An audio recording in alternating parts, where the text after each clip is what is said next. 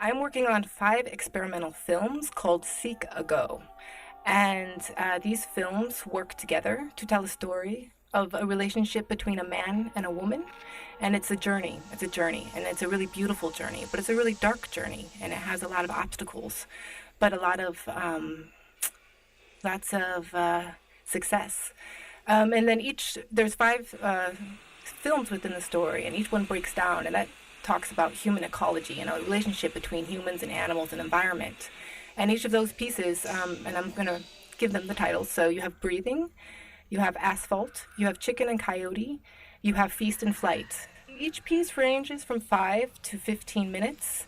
As a total, I imagine the film to be about 45 minutes. And it's an opening, it's shock. I wanted to create fear. I wanted to create an opening, because I don't use any verbal words, nothing with verbs. It's all movement and sound and costume and design. And so this is something that I feel that fear or shock, and it's about birth and death. And so that's something we go through.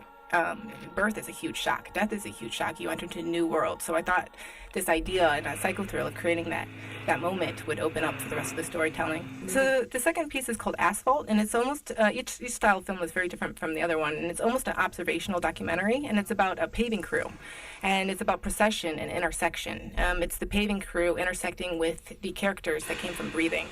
So the piece is about journey and about experience, and I'm doing that through movement and procession. So you're gaining through all this experience with a simple perspective, one-point perspective and intersection.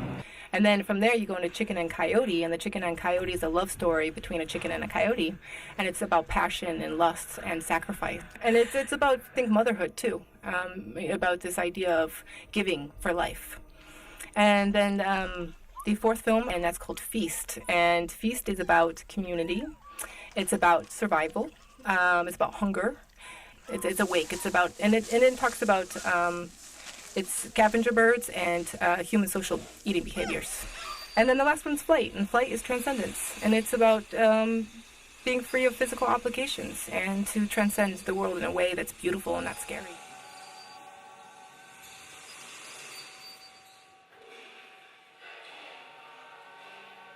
You're not going to see the films in entirety. I will be editing them, breaking them up, and storytelling through how they interact together in a more visual and more emotional way, because it's an installation effect, so you can take a lot of space, using space as part of storytelling, and using the walls and where they pop up and where they close, and silence and noise. And each time I work very subconsciously, so each time that I keep moving, I find all these details, and they keep making it more and more strong or stable within the storytelling elements.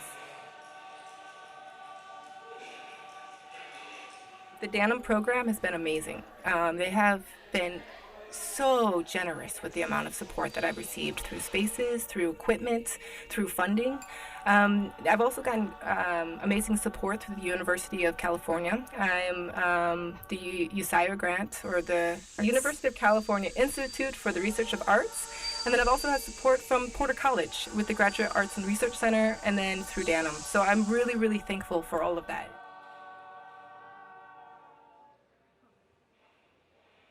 I have explored a lot in the art field, especially in the performative aspect of it. I started as a 2D painter, actually, but from that, I've gone into different dimensions. I love problem solving.